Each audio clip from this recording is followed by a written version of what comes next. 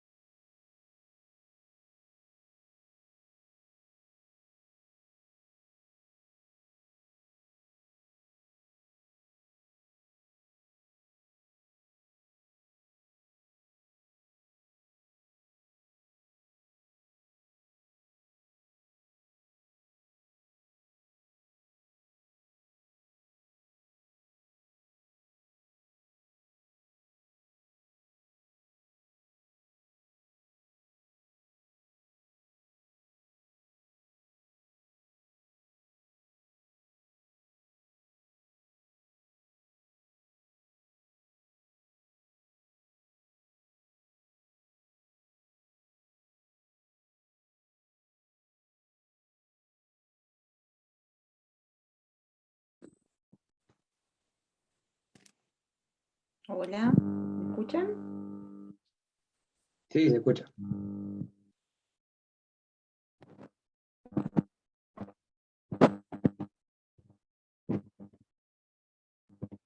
Hola. ¿Cómo va? Hola. Hola. ¿Me escuchan a mí? Sí, sí. Hola. Hola, sí, se escucha. ¿Me escuchan? ¿Me escuchan bien? Hola.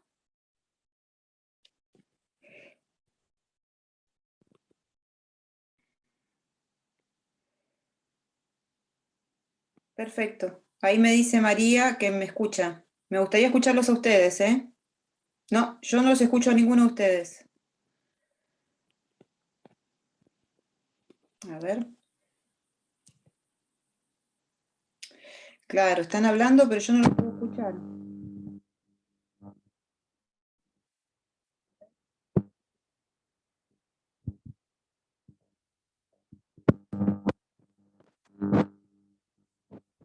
Acceder aquí.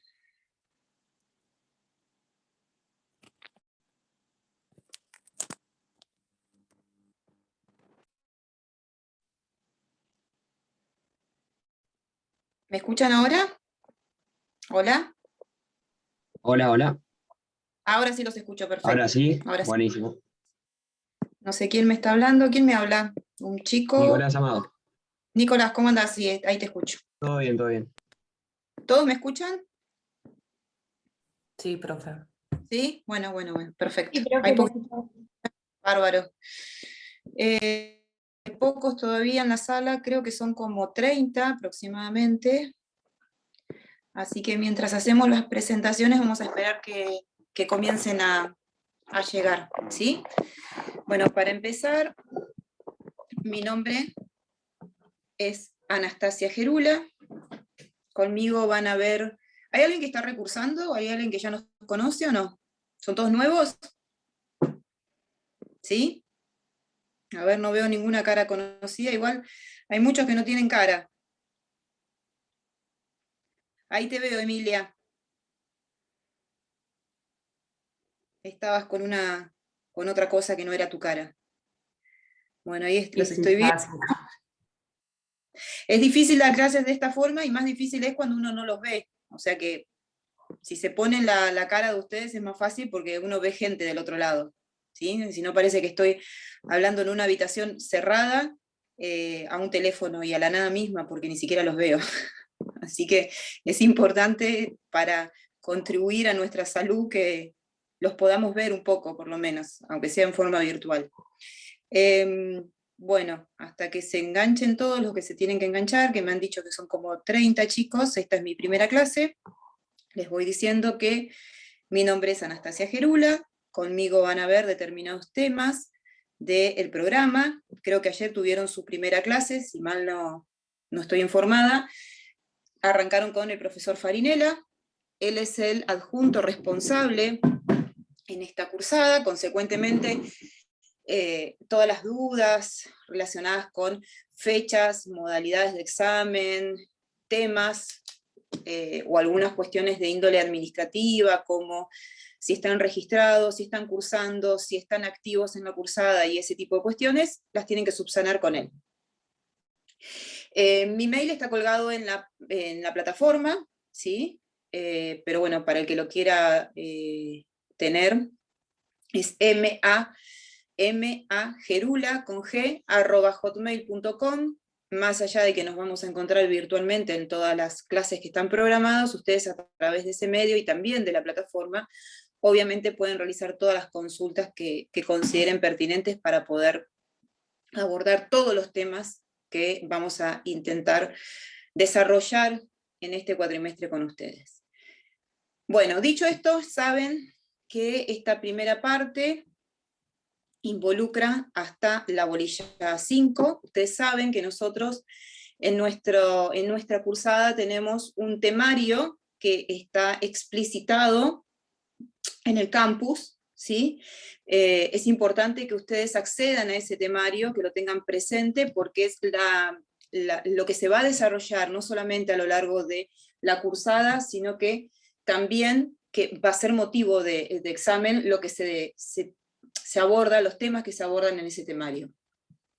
Consecuentemente, yo les pido que ustedes lo tengan a la vista, porque no es que difiera del programa general de derechos humanos, pero sí hay algunos temas en los que nosotros entendimos pertinente hacer mayor hincapié que los que se desarrollan en el programa. Entonces, tanto la cursada relacionada con las clases como el examen que van a tener en esta cursada y a los efectos de la aprobación del curso, se desarrolla exclusivamente respecto de ese temario que está colgado en el campus en nuestra comisión. ¿Sí? Yo creo que ya más o menos todos habrán estado pispeando un poco y examinando el campus, así que ahí ustedes van a tener, como creo que está en el segundo ítem, antes de los datos del Zoom para conectarse, el temario, y también van a encontrar una página web, que es la página del profesor Farinella,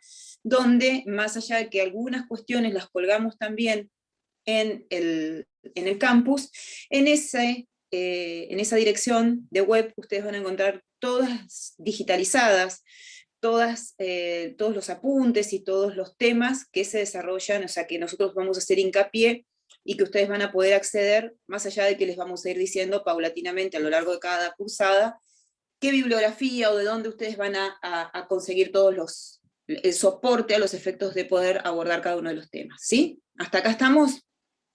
¿Bien? Bueno, cualquier duda se sacan el silencio y me dicen. A ver, nosotros tenemos como objetivo de esta cursada que ustedes puedan comprender, hacer propios y desarrollar los temas que entendemos que son los trascendentes o los más trascendentes y que podemos abordar en el escaso tiempo de una cursada, ¿sí? Conmigo, en esta primera parte, van a ver un tema que está desarrollado en el punto 3 del programa, de este temario que les digo, de nuestra comisión, que básicamente aborda las cuestiones relacionadas con la infancia. Del modo que nosotros lo tratamos, compilado en una unidad temática, solamente lo van a ver en derechos humanos. Ustedes a lo largo de toda la currícula, creo que ya algunos tienen, por supuesto, Derecho Civil 1, algunos deben de estar cursando Derecho Penal, parte general, ¿no? ¿O estoy confundida? ¿Van en eso más o menos? Bien. Sí, sí. Bien, entonces ustedes van a ver que diseminado a lo largo de Derecho Civil 1, que seguro vieron algo de niños, en Penal General seguramente ven algo de niños también, pero son conceptos que los van a encontrar un tanto diseminados. Al que tenga ya aprobada Derecho Civil 1 y esté cursando o esté aprobando Penal Parte General, algunas cuestiones que vamos a abordar acá quizás ya las tuvieron, ya las vieron, y es solamente una revisión de conceptos y una óptica desde los derechos humanos. Pero nosotros vamos a hacer un abordaje que, como les repito, solamente se hace en esta cursada de derechos humanos, o en la cursada de derechos humanos en general, pero nosotros tratamos de hacer mucho hincapié en este tema, para que tengan un panorama, digamos, general de lo que es la infancia y los derechos de la infancia, siempre desde la óptica de los derechos humanos, ¿sí? Bueno, conmigo, en esta primera parte, van a abordar esta bolilla completa, y por ahí algunos temas más de alguna otra bolilla que puede ser la bolilla 5, ¿sí? Pero básicamente vamos a empezar con esta unidad temática número 3, y la vamos a agotar. Bibliografía, o de dónde estudio esto. Bueno, a ver, el abordaje que nosotros vamos a hacer implica que ustedes básicamente conozcan la legislación que vamos a ir desarrollando a lo largo de las clases. Esta legislación comienza con la Convención sobre los Derechos del Niño, que conforma nuestro artículo 75, inciso 22. Comienza ahí, ¿sí? Y sigue con otras leyes que nosotros vamos a ir viendo, con opiniones consultivas de la Corte Interamericana de Derechos Humanos, con fallos contenciosos de la Corte Interamericana de Derechos Humanos, y además con alguna otra bibliografía o soporte que le vamos a ir citando, y que por supuesto está tanto en la página del profesor Farinella, como, si ustedes quieren acceder de otro modo, vamos a colgarla en la plataforma de la facultad. Dicho esto, yo quiero que ustedes comiencen, al menos creo que ahora ya estamos mucho más ambientados a la digitalización de las cosas, entonces por ahí el soporte papel ya escapa bastante a nosotros y no vamos mucho a la fotocopiadora, ¿no? Quiero que tengan como estudio, como base de estudio, la página oficial de la Corte Interamericana de Derechos Humanos, ¿sí? No sé si ya han accedido a la página oficial de la Corte Interamericana, no sé si la tienen familiarizada como un soporte de estudio, pero ustedes en la página oficial, que es .org, ¿sí? Página oficial de la Corte Interamericana de Derechos Humanos, van a acceder y van a encontrar todos los fallos contenciosos, y van a encontrar todas las opiniones consultivas, o sea, todos los modos a través de los cuales habla la Corte Interamericana de Derechos Humanos están publicitados en su página oficial. Es importante que ustedes accedan a la página oficial y que se familiaricen con este soporte, y van a ver que es muy fácil encontrar la información, porque por ejemplo, nosotros ahora en esta bolilla vamos a ver 3 fallos que fueron seleccionados específicamente porque se relacionan con la República Argentina, o sea, la República Argentina ha sido condenada, que son los fallos Mendoza, Formerón y Furlan. Estos 3 fallos son condenas que la Argentina recibió por violación de derechos humanos respecto de niños. Ustedes, para acceder a esta información en la página oficial de la Corte, la pueden buscar tanto por el nombre del fallo como por el país. Van a encontrar que hay solapas que se relacionan con los distintos países, incluso hay un mapa interactivo donde ustedes apretan la República, cliquean sobre la República Argentina, y ahí pueden acceder de una forma muy fácil a toda la información que yo les estoy manifestando ahora que tiene la página. Entonces, es importante que ustedes esta página la tengan como soporte de estudio y soporte de la bibliografía que nosotros vamos a citar, porque por supuesto estos 3 fallos que yo les mencioné, junto con la opinión consultiva 17, que se denomina Condición Jurídica del Niño, son instrumentos que van a conformar la bibliografía a los efectos de que ustedes puedan comprender los temas que vamos a desarrollar en la cursada. ¿Vamos bien hasta acá? ¿Sí? Bueno, al que quiera preguntar algo, el que tenga alguna duda, el que quiera manifestar alguna cuestión, solamente se saca el micrófono y habla, ¿sí? Así esto lo vamos haciendo un poco menos denso. ¿Quién me habla? Solamente díganme el nombre, ahí en la página no veo todo. Bien, sí, te escucho. ¿Los nombres de los fallos cómo eran? ¿Mendoza y qué más? Mendoza, que es cuando la Argentina termina siendo condenada por aplicación de penas perpetuas a menores de edad. Formerón y Furlan. Formerón se relaciona con una niña que fue a la que le vulneraron, entre otros derechos, el derecho a la identidad y el derecho a crecer en su propia familia. Y Furlan se relaciona con un niño que tiene una discapacidad sobreviniente en función de un accidente que sufrió. Estos 3 fallos los vamos a desarrollar y los vamos a abordar en la cursada, ¿sí? Y después la opinión consultiva número 17 y la 24, pero la 17 es la opinión consultiva estructural, vertebral, donde la Corte Interamericana de Derechos Humanos aborda muchos temas relacionados con la infancia, y por eso se llama condición jurídica del niño, ¿sí? Entonces es de fundamental lectura, más allá de que la vamos a desarrollar y la vamos a tratar, ¿sí? Y obviamente, para los que llegaron tarde, la Convención sobre los Derechos del Niño, que conforma nuestro artículo 75, inciso 22, es de lectura obligatoria, ¿sí? De lectura y de comprensión. No se asusten que la vamos a ir desarrollando a lo largo de la cursada, pero es para que ustedes tengan un avistaje de la bibliografía y de dónde poder conseguirla, ¿sí? Bueno, dicho esto, y creo que ya no va a llegar nadie más, vamos a comenzar a abordar este tema que está desarrollado, como les dije, en el punto 3 del temario de la cursada. A ver, cuando nosotros hablamos de niños o de menores de edad, terminología esta menores de edad que jurídicamente se está intentando erradicar, y después les voy a explicar por qué. Cuando nosotros hablamos de niños, estamos hablando de una franja etaria determinada de la población, ¿sí? Que tiene sus características propias, que de acuerdo a la Convención sobre los Derechos del Niño, y la definición que trae en su artículo 1, es todo aquel ser humano menor de 18 años de edad. Así dice el artículo 1 de la Convención sobre los Derechos del Niño, y es importante, yo sé que muchos de ustedes están en segundo o tercer año de la facultad, y con esta virtualidad en el medio a veces algunas cosas se complejizan, pero es importante que ustedes comiencen a tener una lectura jurídica de cada cosa. Pregúntense por qué la Convención no dice desde cuándo se es menor de edad. ¿Alguno se puede imaginar por qué la Convención dice, el que tenga la Convención a mano, si quiere, véanla, porque no les estoy mintiendo? El artículo 1 dice que niño es toda aquella persona menor de 18 años de edad. No define desde cuándo. ¿A alguien se le puede ocurrir por qué la Convención no define desde cuándo? ¿Están todos dormidos o no hablan? ¿O están todos ¿Por los mudos? diferentes reglamentos de los países? ¿Cómo? Por los diferentes reglamentos de los países. Tipo, la mayoría de edad en algunos países es diferente que en otros.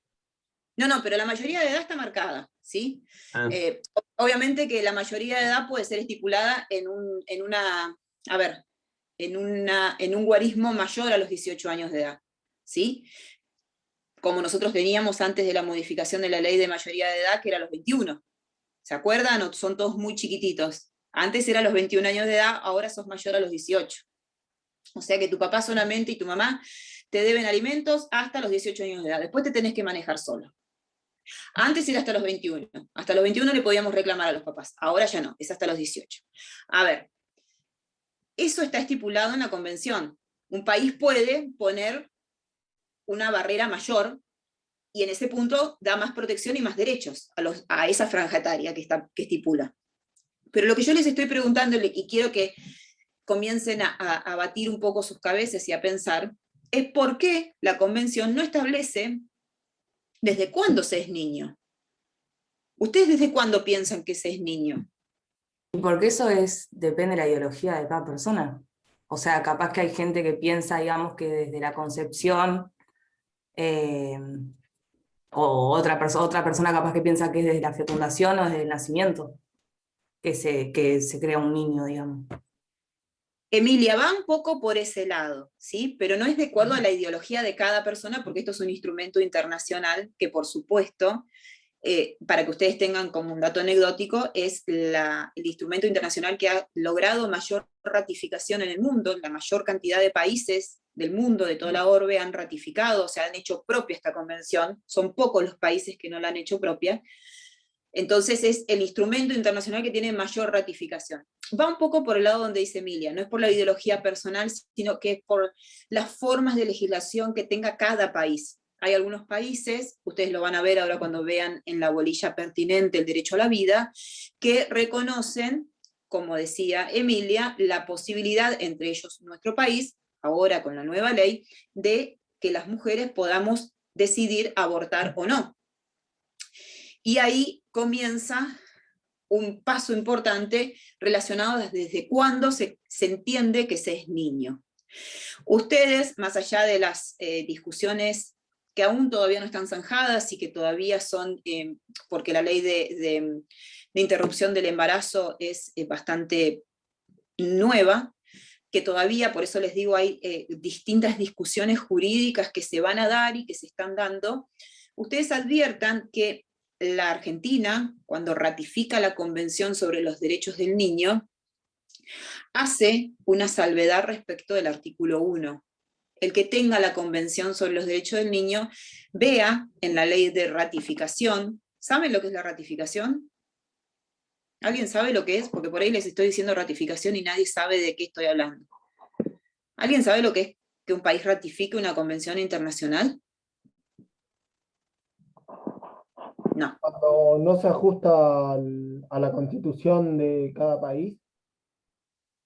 No, precisamente es cuando un país hace propia, incorpora, que obliga a los términos de una convención internacional.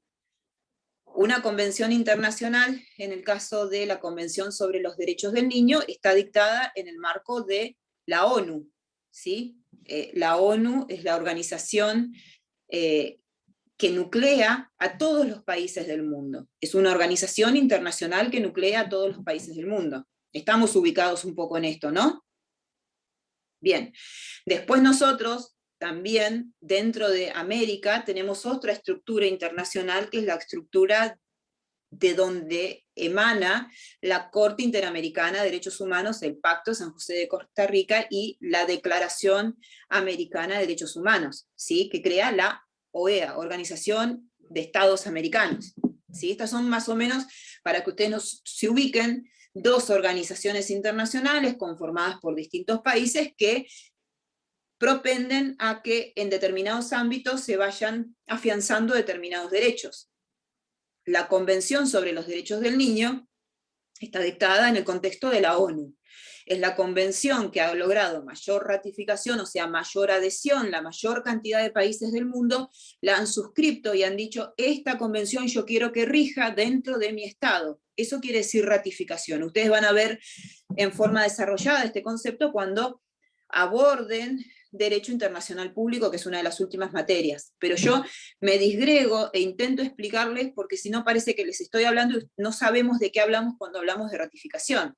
Cada país, cuando ratifica una convención internacional, que por supuesto está dictada en otro ámbito jurídico, precisamente en este ámbito internacional, que conforman muchos países, puede hacer determinadas salvedades a los efectos de que cuando esa incorporación, esa convención, ingrese al territorio nacional, a ser efectiva y a ser aplicada, lo haga, por ejemplo, con un margen determinado, o no con todos los artículos que se establecen en esa convención, o no con todos los derechos que se establecen en esa convención, ¿sí? Van a ver ampliado este concepto cuando vean Derecho Internacional Público. Pero a lo que voy es que este paréntesis que les hice de qué significa ratificar una convención, lo hago precisamente porque la Argentina, cuando ratifica la Convención sobre los Derechos del Niño, hace una salvedad respecto a para cuándo o en qué momento de esta población, de esta franja etaria, la Argentina entiende que comienza la vida. Y ustedes, no sé si alguien tiene la convención a mano, la ley de ratificación de la convención es la 23.849. Esta ley, 23.849, que es mediante la cual la Argentina, porque ustedes saben que la ratificación la tiene que hacer de una convención el Congreso de la Nación, que es el organismo pertinente que dicta las leyes, ¿sí? Cuando la Argentina ratifica esta convención a través de esta ley, que es la 23.849, en el artículo 2, en el artículo 2, estipula precisamente que para la Argentina se va a entender que es niño toda persona desde la concepción en el seno materno, tal como lo establecía el Código Civil en ese momento de la ratificación. De hecho, para la Argentina, más allá de hoy por hoy existir la ley de aborto, se es persona desde la concepción en el seno materno. ¿Estamos? Seguimos con esto, ¿no? ¿Me van siguiendo? Bueno, por eso es importante que ustedes, cuando lean, cuando interpretan un instrumento internacional, vean la ley de ratificación de ese instrumento, porque muchas veces esa ley de ratificación dicta un margen acotado que implica que ese instrumento en totalidad se implemente o no, o simplemente con determinadas cuestiones particulares propias de cada uno de los estados, en este caso de la República Argentina. ¿Sí? Bien. Dicho esto y más o menos circunscribiendo qué es un niño, yo quiero que nosotros empecemos a ver algo que en el programa dice como régimen tutelar de la infancia y este tipo de cuestiones. La infancia, en realidad, como población, como franja etaria, visualizada para el Estado y reconocida en un ámbito de derechos para el Estado, no fue una materia que en su totalidad hizo que el Estado tenga interés de hacer. Ustedes saben que la Argentina ratifica la Convención de los Derechos del Niño recién devenida la democracia.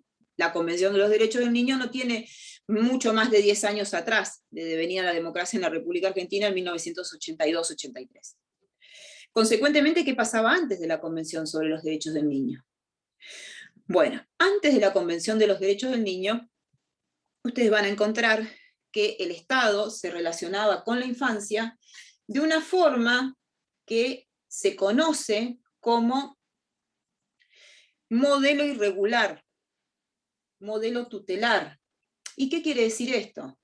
Quiere decir que solamente el Estado iba a intervenir respecto de aquella infancia que se entendía que estaba en una condición irregular. ¿Y cuál era la infancia que estaba en una condición irregular? ¿A alguien se le ocurre cuál es la infancia que pueda estar en una condición irregular y por eso ser objeto de protección del Estado? ¿Alguien tiene por ejemplo, que no pueda acceder a elementos básicos como el alimento, el agua, cosas así? Bueno, pero en Argentina tenemos un montón de eso, ¿no? Por ahí no viene. No educación, salud, violencia doméstica, no sé. Que no pueda ser contenida por su núcleo familiar. Ahí está. ¿Quién dijo eso? ¿Pamela fue? Sí. Pamela. Sí, muy bien. Un niño, este niño que define la convención, menor de 18 años, necesita protección, necesita cuidados especiales. Ni que hablar un infante, un recién nacido. Somos la raza humana una especie que durante muchos años necesitamos contención, a diferencia de las razas, algunas razas animales que ni bien nacen ya saben caminar, comer, se defienden en la selva y pueden manejarse. Nosotros no podemos hacer todo eso. Nosotros, los seres humanos, necesitamos cuidados especiales, protección especial, y básicamente eso lo desarrolla, después vamos a ver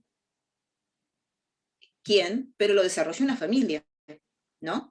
Un niño que está inserto en una familia, entendiendo el concepto de familia desde un concepto ampliado, ¿no? Concepto de un adulto responsable que le brinda los cuidados especiales al infante. Esto es un niño en una condición regular. El niño que no está en esa condición es un niño en situación irregular. ¿Sí? Esto era lo que definía el sistema de relación anterior a al advenimiento del modelo que estableció la Convención sobre los Derechos del Niño, de relación del Estado con la niñez. O sea, el Estado solamente se relacionaba con la niñez cuando la niñez estaba en una condición irregular.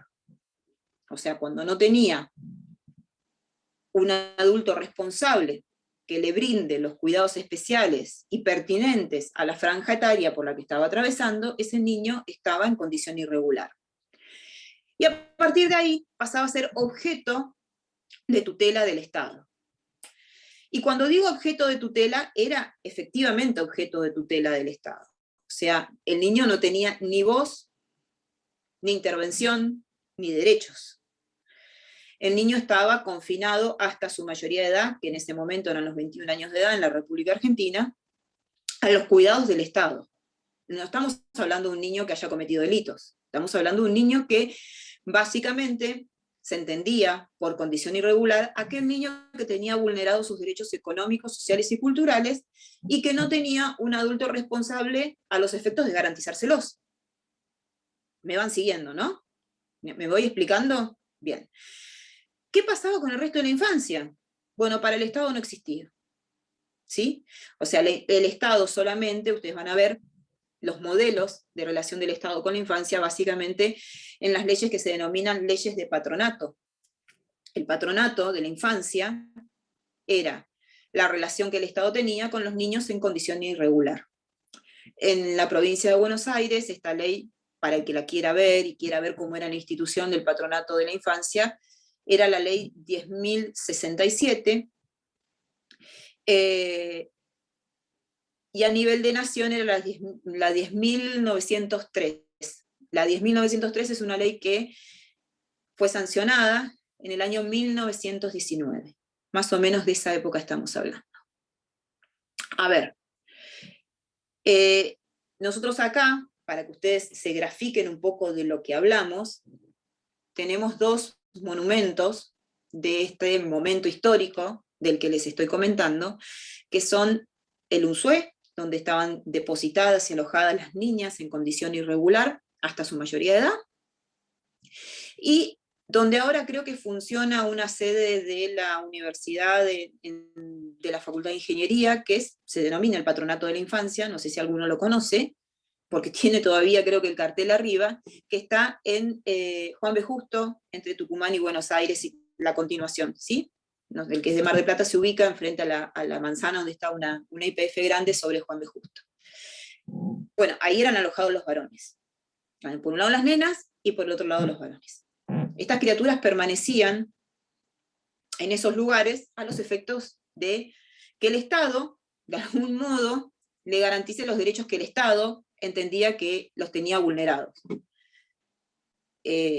Ustedes imagínense que esos niños, cuando empecemos a abordar la convención, se van a dar cuenta que tenían sus derechos más elementales totalmente vulnerados.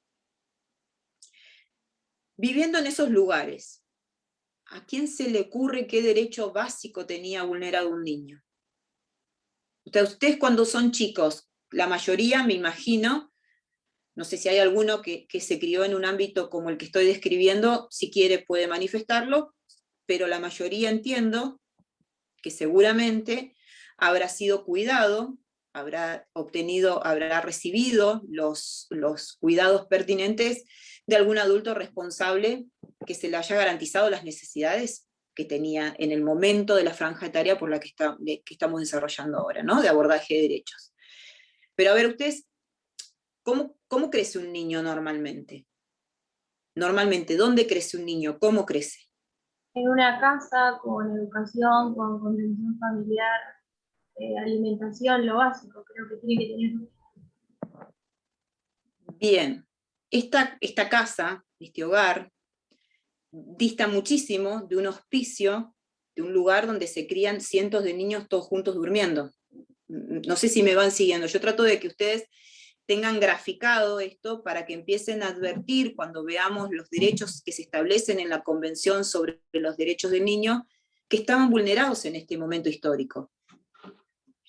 Hay una descripción de un autor, para el que le interese este tema, que se llama Anthony Platt.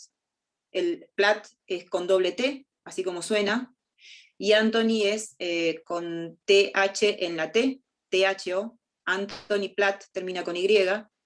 Hay un libro muy importante de este autor que es básico de lectura para el que quiera abordar este momento histórico, que se denomina Los Salvadores del Niño, o la invención de la delincuencia.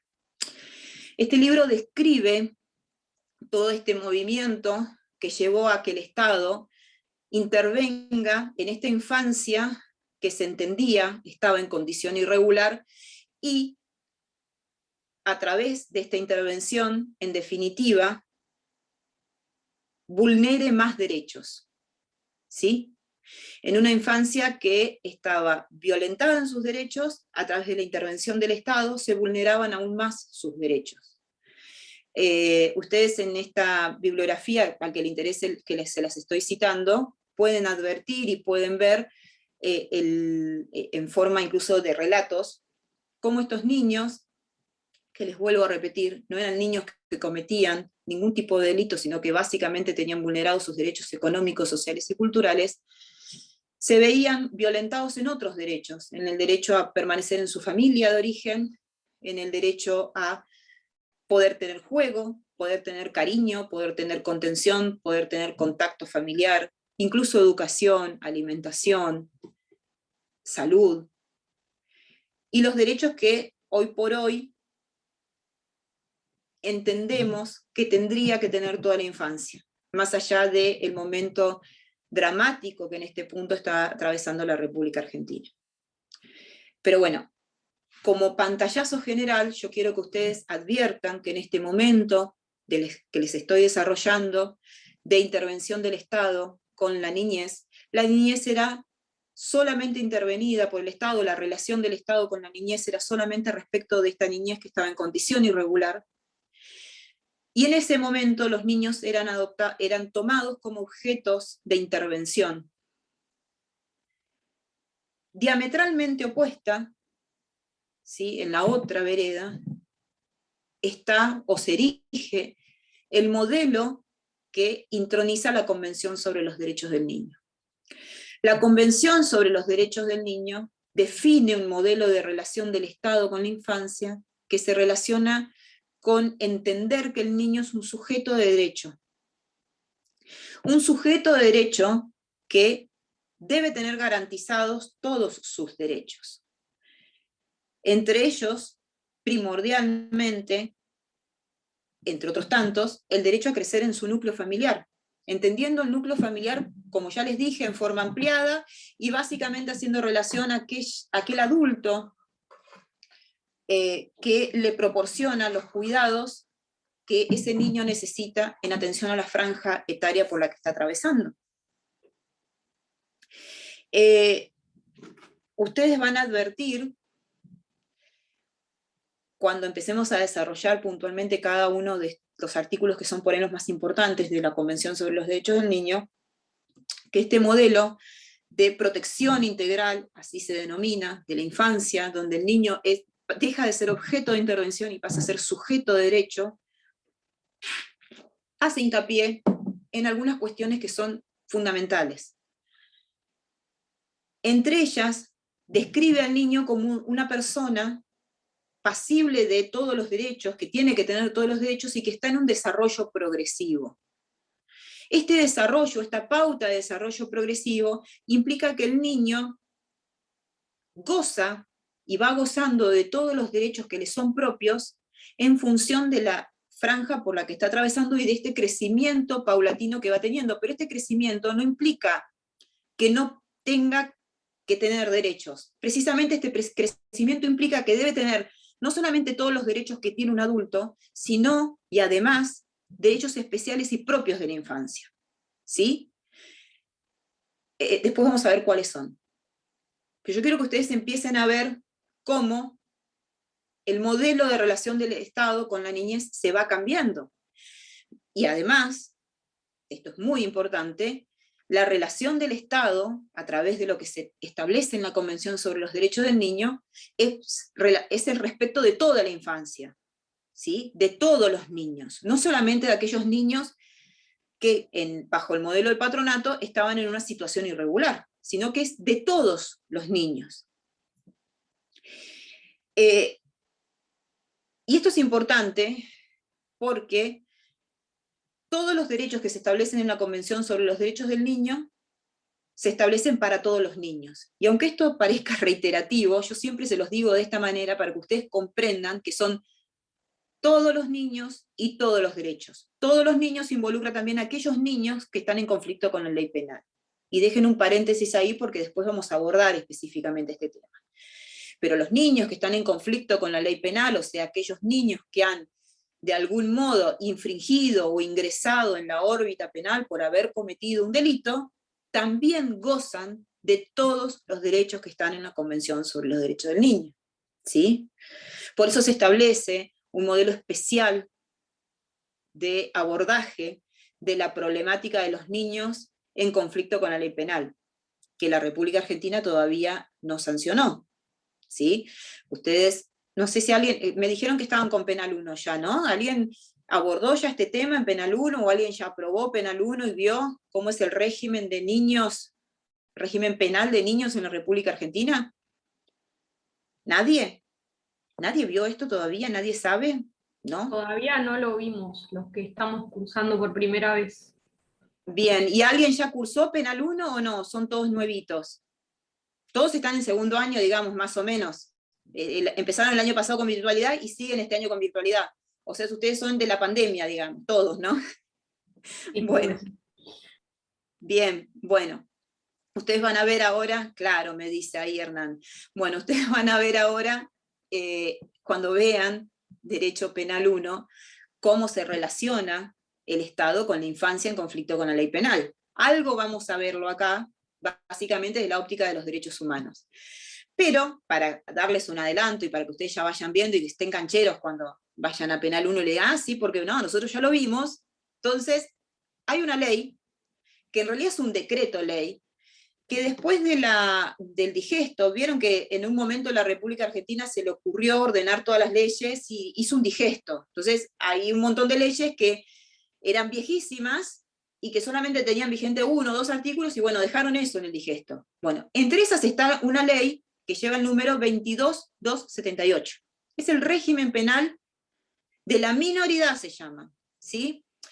Y hoy yo les dije que este término menor o minoridad está intentando dejarse de lado, básicamente porque jurídicamente, porque se considera que es peyorativo respecto de la infancia. Cuando uno habla de algo menor, es algo que, a ver, ¿a qué les hace alusión algo menor? Algo menor. Yo les digo, es algo menor. ¿A qué les hace alusión? No hablan.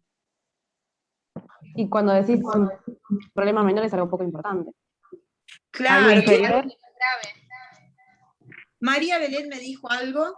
¿Qué me dijo María Belén? Grave. Algo que no es grave. Ah, bueno, algo que no es grave no sería algo malo, ¿no? Pero cuando uno habla O de algo menor... que es grave en menor medida, capaz, como el robo, puede ser. Sí, no, algo menor es de algo que no tiene casi importancia, ¿sí? La minoridad, algo que le quita la importancia. Por eso se está intentando erradicar este concepto de menor o minoridad para hacer alusión a la franja etaria menor de 18 años, precisamente porque lleva una connotación histórica referente al patronato, referente a este momento de intervención del Estado con la niñez que estaba en vulnerabilidad y entendida como objeto de intervención y no como sujeto de derecho, que es el nuevo modelo que introniza la Convención sobre los Derechos del Niño. A Dana me parece que no le gustó nada y se fue, pero bueno, no importa. Acá sigo. Dice que saliste, no sé por qué. No, Dana acá sigo. Ah, estás, bueno. Hay dos Danas. Ah, puede ser, entonces se fue la otra, mira. Sí. Yo dije otra cosa como de inferioridad hace rato. Ah, bien, bueno. Bueno, como les decía, la República Argentina, en la ley 22278, que es el régimen penal de la minoridad, dice algunas cosas, pero no introniza un modelo nuevo, tal como establece la Convención de los Derechos del Niño, de relación del Estado con la infancia que comete delitos. Y esto nosotros lo vamos a ver en profundidad y lo vamos a abordar en más profundidad cuando veamos el fallo Mendoza de la Corte Interamericana de Derechos Humanos. De hecho, la República Argentina, en el fallo Mendoza, es condenada, entre otras cuestiones, por esto, por no tener un régimen especial para la infancia y por aplicar penas perpetuas a menores de edad. Pero eso lo vamos a dejar entre un paréntesis. Vean ustedes que esta cuestión de la infancia pareciera que no conforma una parte importante de la agenda del Estado. Nosotros llevamos, yo creo que todos ustedes ya son hijos de la democracia, ¿no? Pero llevamos 30 y pico de años de democracia, ¿no? Y todavía la República Argentina, respecto de los niños en conflicto con la ley penal, tiene vigente, y es su única ley, un decreto ley que fue dictado en el contexto de la dictadura militar. Entonces, adviertan ustedes que parece que este tema de relación del Estado con la infancia que comete delitos no conforma un tema de importancia para la agenda del Estado-Nación Argentina. Más allá que cada vez que en los medios de comunicación sale un niño que comete un delito, y esto es un tema mediático recurrente, y que concita la atención de muchos, consecuentemente lleva rating y consecuentemente aparece en los medios masivos de comunicación siempre, espasmódicamente surgen algunos atisbos de modificación de la ley de relación de los niños con el Estado cuando cometen delitos. Pero, y ustedes esto, por ahí los que son un poco más grandes, o los que por ahí son más afectos a mirar alguna noticia, van a tenerlo presente que siempre se habla de la baja de la edad de punibilidad, o de imputabilidad, que en realidad es de punibilidad, ¿sí? Pareciera que es el único tema que interesa, y en realidad la República Argentina tiene que intronizar un modelo de relación de los niños que cometen delitos con el Estado. Este modelo tiene que ser adecuado a lo que marca la Convención sobre los Derechos del Niño, y no solamente referente a esta cuestión que se relaciona con la baja de la edad de punibilidad. Nosotros después vamos a abordar específicamente la relación del Estado con los niños que cometen delitos. Pero esto es para que ustedes hoy en esta primera clase, que estoy intentando que sea introductoria y que sea un pantallazo de todos los temas, y que ustedes vayan repensando estas cuestiones de la infancia, porque estimo que desde esta forma no la han visto todavía, y son temas nuevos para ustedes, vean cómo, por un lado, se hacen hincapié en determinadas cuestiones, pero por el otro lado, la agenda del Estado, y en 30 y pico años de democracia que llevamos, pareciera que este tema no le importa, porque si no hubiese modificado la ley que implica el régimen penal de la minoridad, que es la ley 22, decreto ley 22/278, que para los que estén estudiando penal parte general la van a encontrar, y que tengan el código penal, la van a encontrar en la parte de atrás del código, ¿sí? Ley 22/278. ¿Por qué les digo todo esto? Les digo todo esto para que ustedes empiecen a pensar cómo es el momento, más allá de lo que dice la Convención sobre los Derechos del Niño, que está atravesando la infancia, históricamente ahora. O sea, ya les estoy diciendo yo que en la República Argentina no tenemos al menos garantizado un régimen penal de minoridad acorde a lo que establece la Convención de los Derechos del Niño. La Argentina fue condenada por esto en el fallo Mendoza, y recurrentemente la Argentina es llamada a que se adecue su legislación cuando el Comité de los Derechos del Niño llama la atención a la Argentina, cuando la Argentina presenta los distintos informes que debe presentar. Y les estoy hablando del Comité de los Derechos del Niño porque quiero que ustedes sepan que la Convención sobre los Derechos del Niño trae un organismo de contralor que está creado precisamente en la segunda parte de la Convención sobre los Derechos del Niño, en los últimos artículos. Este organismo de contralor, creado por la Convención de los Derechos del Niño, precisamente es el Comité de los Derechos del Niño. El Comité de los Derechos del Niño tiene la básica función de propender a que los derechos que se establecen en la Convención paulatinamente se vayan implementando en cada uno de los Estados partes. ¿Y cómo lo hace a esta tarea? ¿Cómo la hace?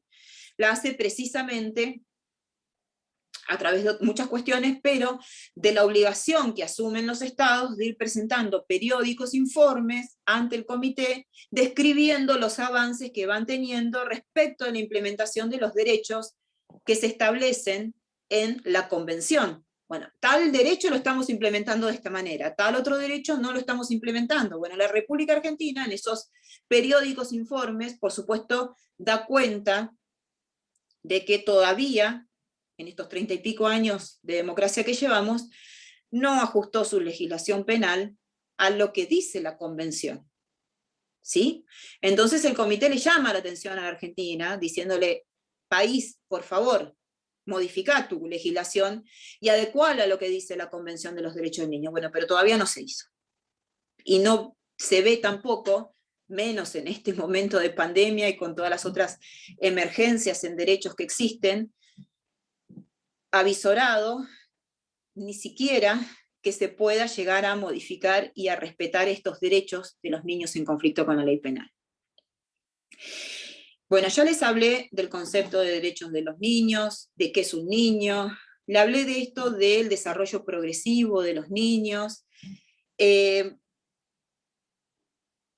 un concepto que ustedes lo van a ver específicamente desarrollado en el artículo 3 de la Convención sobre los Derechos del Niño, que es el concepto de interés superior del niño.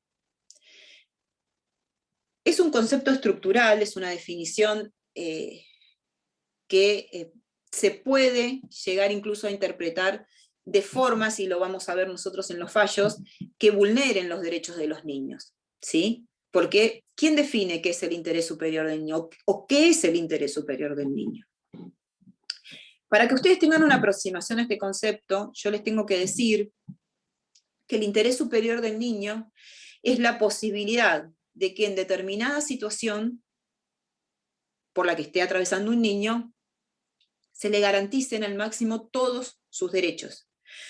Gráficamente se los puedo decir que es como si nosotros pusiéramos una esponja en el agua que va absorbiendo de un modo exacto y parejo el agua. La esponja es el niño, el agua son los derechos. ¿Sí? No sé si me explico. Esto es el interés superior del niño. El interés superior del niño es, no me pongan después el ejemplo de la esponja en el examen, ¿eh? No me vayan a decir que es la esponja con el agua, por favor.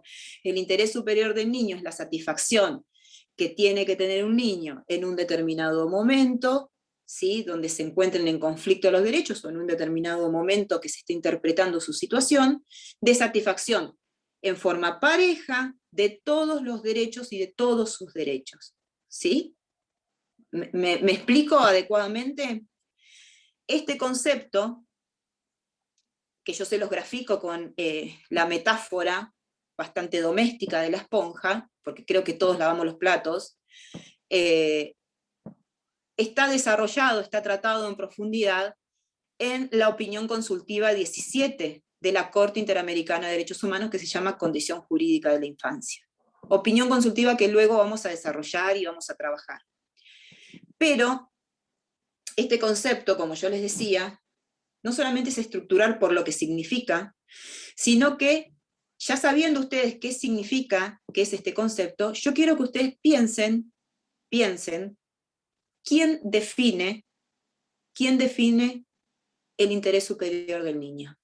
¿Quién lo define? Para ustedes, ¿quién lo define?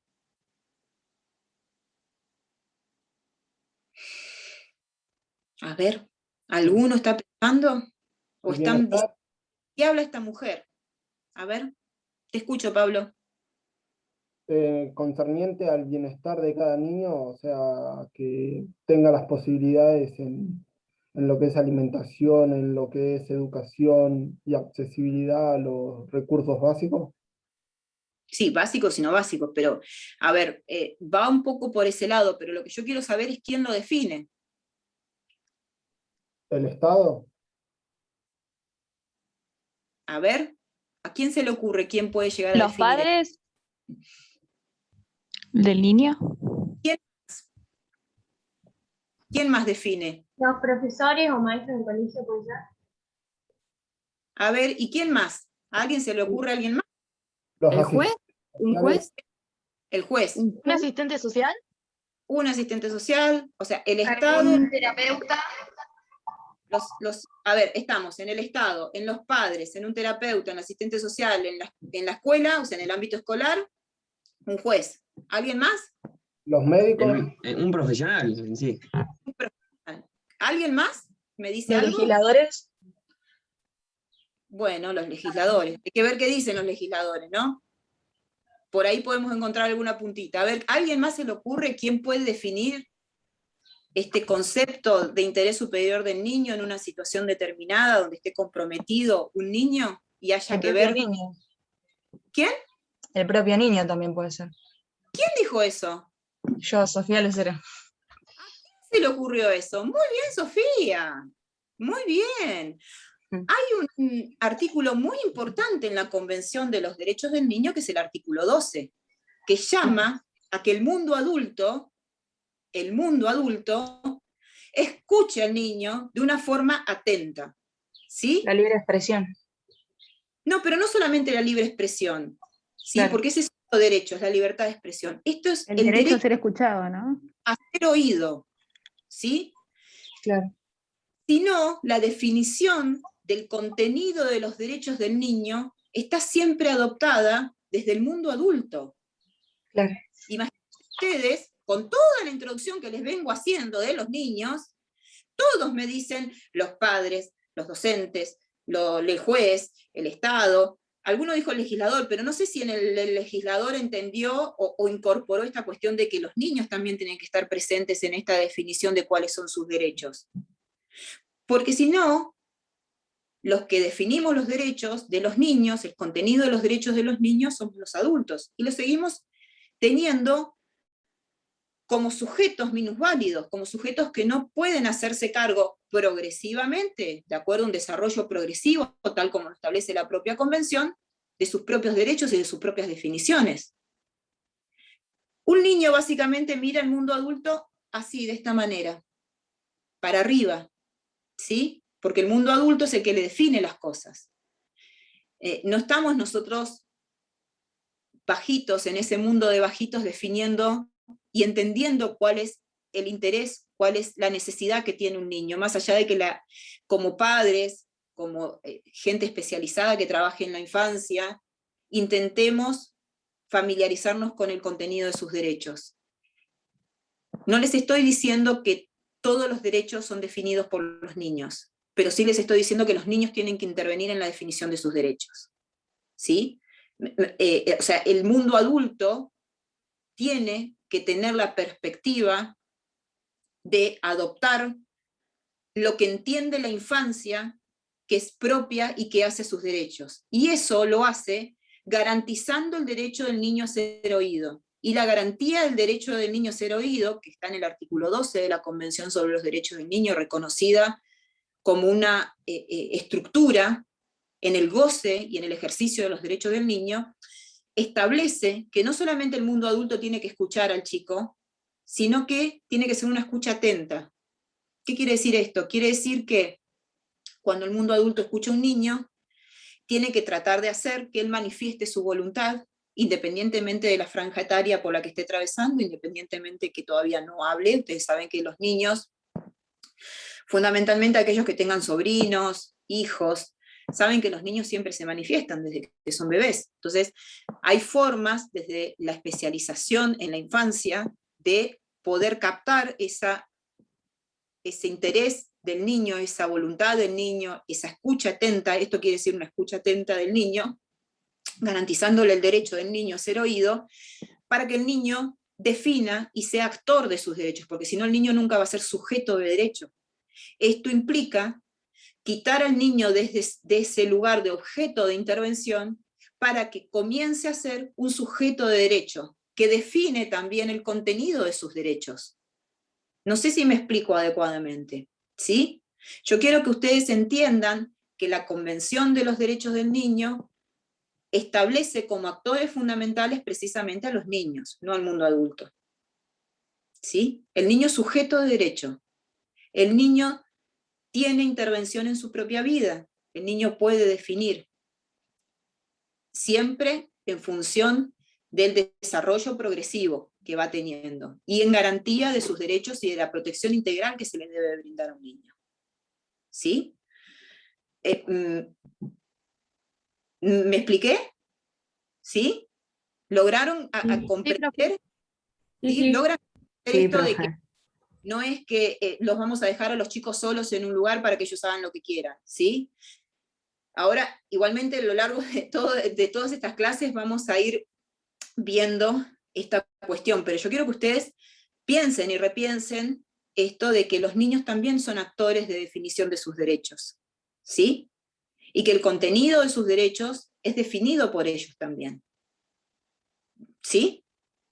Les voy a dar un ejemplo, que creo que incluso, a ver, sale en los medios de comunicación recurrentemente, y hace poco, con esta nueva ley que hay para que no se incorporen en los DNIs los sexos, o que uno pueda elegir un sexo que no sea binario, han salido manifestaciones incluso de niños que en la República Argentina han adoptado por no tener un sexo binario. Incluso hay un caso, creo que es en la provincia de Buenos Aires, que fue el primer caso de un niño que logró tener un documento con un sexo no binario, con todo lo que eso significa para el reconocimiento de sus derechos. Bueno, estas definiciones también las pueden hacer los niños, ¿sí? Incluso las pueden hacer, esto ya es un tema un tanto sensible, pero las pueden hacer de acuerdo a su desarrollo progresivo contra la voluntad de sus progenitores, ¿sí? De esto les estoy hablando. Yo les traigo este ejemplo para que ustedes adviertan de qué se está hablando cuando se está hablando de escuchar al niño, de que el niño tenga participación, de que la intervención en protección de sus derechos y en definición de sus derechos no sea adoptada desde un mundo adultocéntrico, ¿sí? Desde el mundo de los adultos, sino que el niño intervenga en esta definición de sus derechos. De esto les estoy hablando. Les estoy hablando de este cambio de óptica respecto del abordaje de la infancia y de la relación que debe tener el Estado con la infancia. ¿Sí? Creo que los dejé un poco congelados. Los veo así como un tanto sorprendidos. Pero bueno, quiero que ustedes empiecen a repensar, porque si no estamos otra vez en el modelo tutelar, donde el Estado, el mundo adulto, adultocéntrico, es el que define qué es lo que está bien y qué es lo que está mal para un niño. De hecho, los niños tendrían que intervenir en el contenido, en el desarrollo de la currícula, más allá de que nosotros como adultos, digamos, un niño a tal edad tiene que saber leer y escribir y tiene que ir al colegio, ¿sí? Eso está definido y eso es garantía del derecho a la educación. Pero el niño también tiene que intervenir en el contenido de su currícula. El niño tiene que ser escuchado, ¿sí?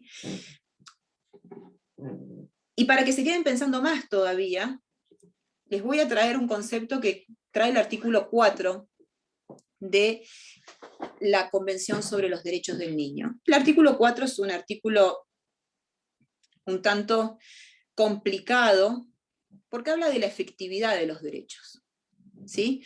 O sea, todos estos derechos de los niños deben hacerse efectivos. Y lo que dice, que a nosotros nos tendría que convocar a sorpresa por lo menos, es que, ¿por qué les digo esto? Porque la Argentina obviamente suscribió la convención, si no, no estaríamos hablando de la convención nosotros, no estaríamos desarrollando y no estaría inserta en nuestro artículo 75, inciso 22, con jerarquía constitucional.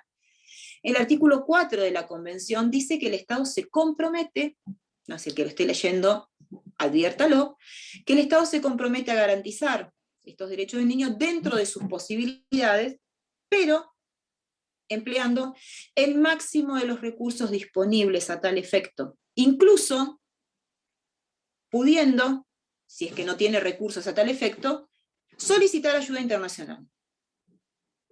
Dice eso el artículo 4, ¿no? El que lo esté leyendo, fíjese que dice eso. Bueno, yo quiero que ustedes, el que no miró no mira así muchas noticias, pero debe saber que existe el Fondo Monetario Internacional. Yo quisiera saber cuánto de lo que se le pide al Fondo Monetario Internacional va destinado a garantía de los derechos de la infancia.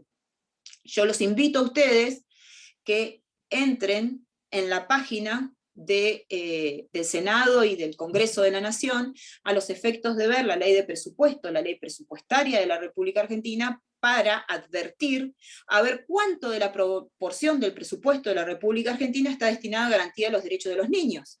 a ver si efectivamente se está cumpliendo con este artículo 4 que nosotros como Argentina suscribimos y que forma parte con jerarquía constitucional de nuestra legislación.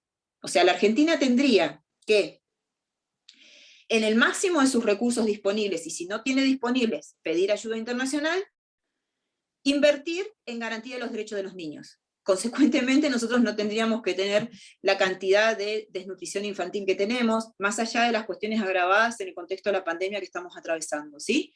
Pero en términos generales, no tendríamos que tener la desnutrición infantil que tenemos, no tendríamos que tener la deserción escolar que tenemos, no tendríamos que tener la población vulnerable que tenemos en mayor proporción, y les estoy hablando que ustedes pueden llegar a ver las estadísticas que están colgadas en la página de UNICEF Argentina, y que se relacionan con estadísticas hechas incluso por la Universidad Católica Argentina, de la población de la República Argentina, de la infancia, de la porción de la infancia de la República Argentina, que está en condición de pobreza, ¿sí? Y con esto quiero que ustedes piensen y repiensen, ¿por qué les parece que este artículo 4 es importante? ¿A quién le parece que por qué este artículo 4 es importante? Y es importante que se cumpla, ¿no? A ver, ¿por qué? ¿Cuál es la razón que se establece esto en una convención internacional? ¿Por qué entienden que está esto? Si es importante, ¿no? Por hoy consideran que no es importante. Para mí sí es importante.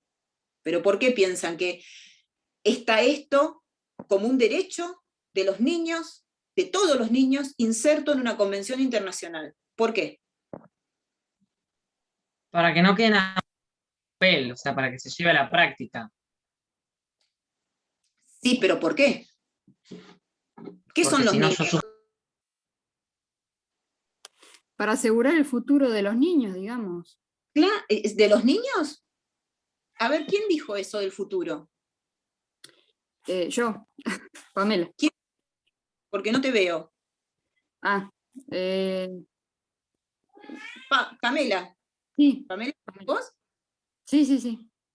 No, porque te veo un poco así como, que quizás es mi internet, pero como que te veo medio entrecortada, entonces no sabía si eras vos lo que habías hablado. Bueno, esto del futuro que trajo Pamela es importante, pero no solamente por el futuro de los niños, sino que por el futuro de nosotros como humanidad.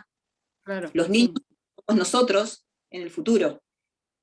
Es la perpetración de nuestra especie. Si no, nos vamos a extinguir como se extinguieron los dinosaurios si no cuidamos a nuestros niños.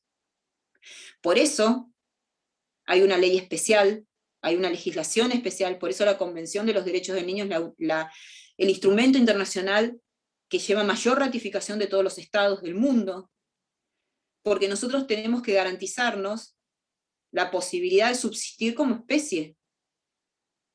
Si nosotros no cuidamos a nuestra infancia, si no tenemos una mirada tolerante, y esto pónganlo entre comillas para cuando veamos los niños en conflicto con la ley penal, respecto de nuestra infancia, nosotros nos vamos a extinguir como los dinosaurios. Y camino un poco a eso vamos cuando tenemos un 50% de la infancia en la República Argentina que está en la línea de pobreza.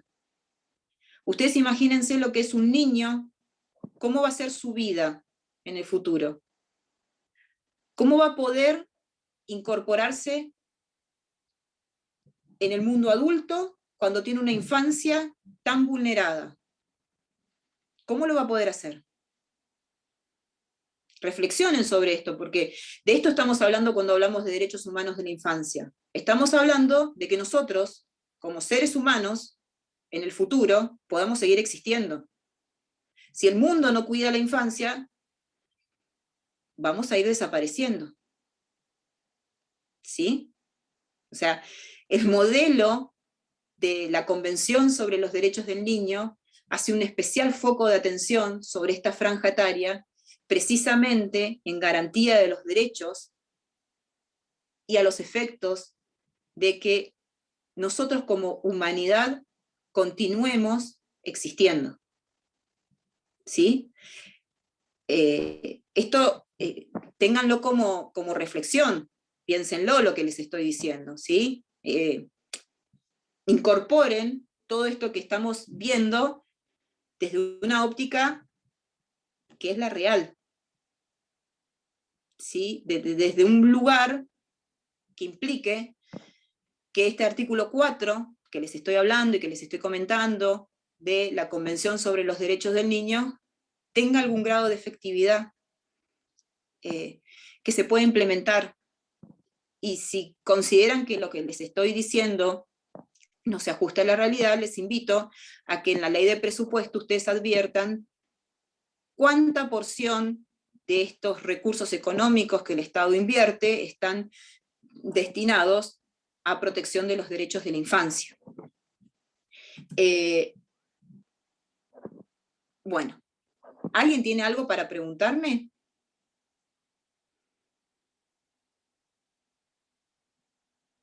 ¿No? Se quedaron todos así como muy... ¿no?